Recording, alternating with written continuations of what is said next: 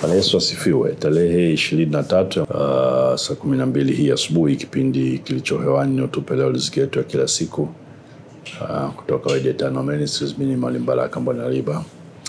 Tumekuwa na siku kadhaa tukiongea mfumo miwili mikubwa ya kiuchumi duniani hata sasa, ambao ni mfumo tumeita wa Kimelkizedeki, mfumo wa Mungu aliye hai.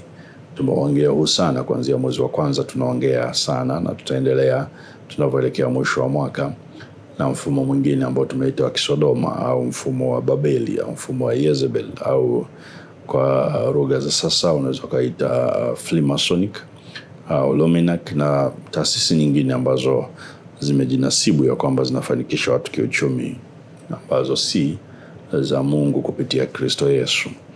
Na tumekuwa tukiongea sifa kubwa 10 za mfumo, sifa kubwa 10 za mfumo ambazo nimekupatia kwa siku kadhaa zilizopita nyuma. Na hapa nataka nikuwekee kwa pamoja sifa zote 10.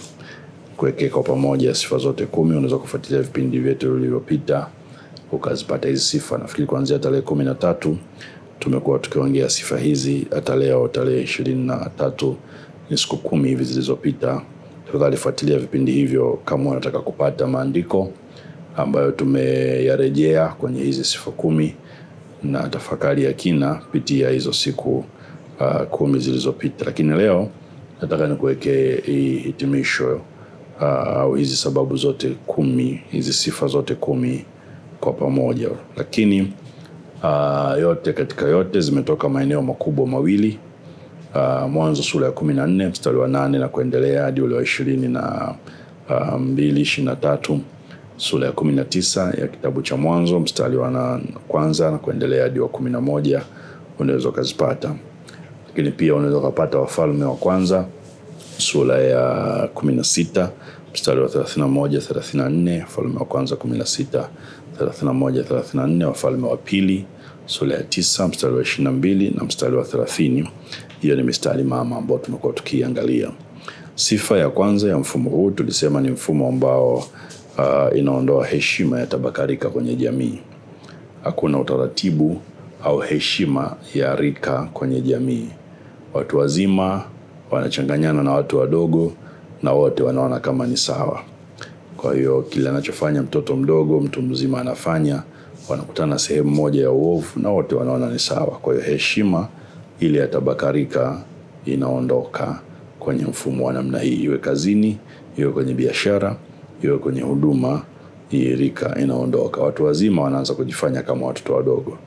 Hawataki kuamkiwa, hawataki kupewa heshima zao. Wanajiona kama bado vijana na wanafanya mambo sawa na vijana wakiona ni sawa. Hiyo ni moja ya sifa kubwa, ukiashiria kikubwa ya kwamba mfumo unaofanya kazi hapo ni mfumo wa kipepo, wa Kibabeli, wa Kisodoma. Kiashiria cha pili au sifa ya pili, mapenzi ya jinsia moja kama ambavyo tumeona kwenye Sodoma na Gomora. Kiashiria cha tatu, ukaidi wa kingono. Hakuna miiko ya kingono. Wanawake na wanaume wanaweza kuwa kwenye mahusiano lakini wanaenda kinyume na maumbile, na hiyo ni moja ya sifa kubwa ya mfumo huu.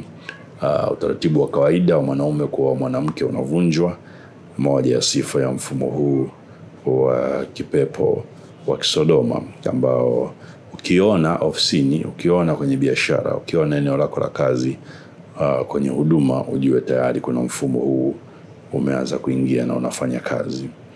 Kiashiria cha 4 au sifa ya 4, uharibifu wa mbegu. Kama tulivyosema, mbegu zozote ili uzalishaji uwepo lazima aweko mtu mume na mtu mke, au kitu kiume na kitu cha kike. Kama ni mnyama, kama ni mmea, lazima jinsia hizi mbili ziwepo. Sasa pale ambapo mahusiano yanakuwa ya jinsia moja kama ilivyo kwa Sodoma na Gomora, maana yake mbegu itakuwa haizalishwi na kwa hiyo itakuwa imeharibika. Na moja ya mfumo huu wa kipepo na nyonga mbegu.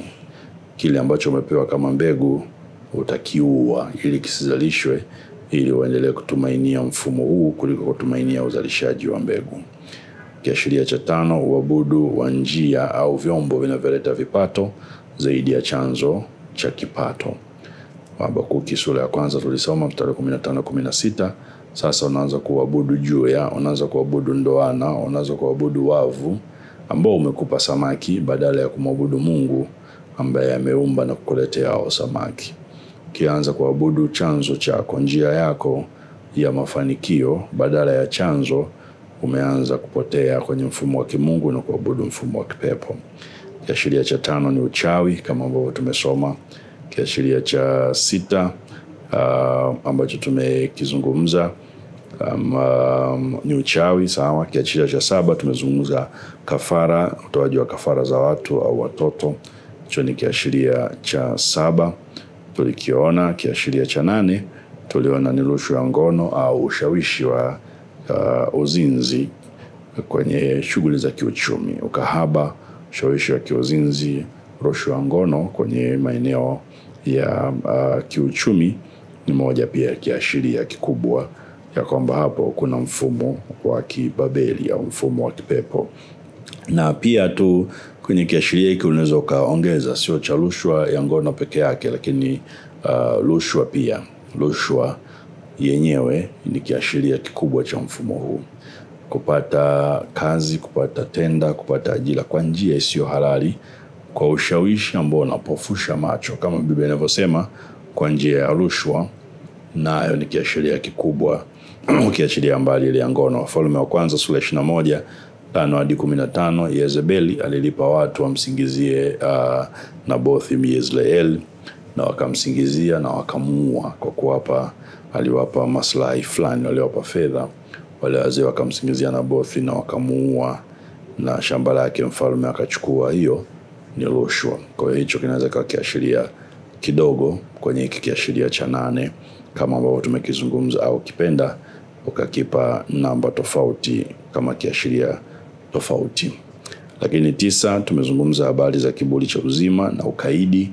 Samueli wa kwanza 15:22, unajua tumesoma pale 23, na anasema pia ya kwamba uasi ni sawa na dhambi ya uchawi na ukaidi sawa na kuabudu sanamu.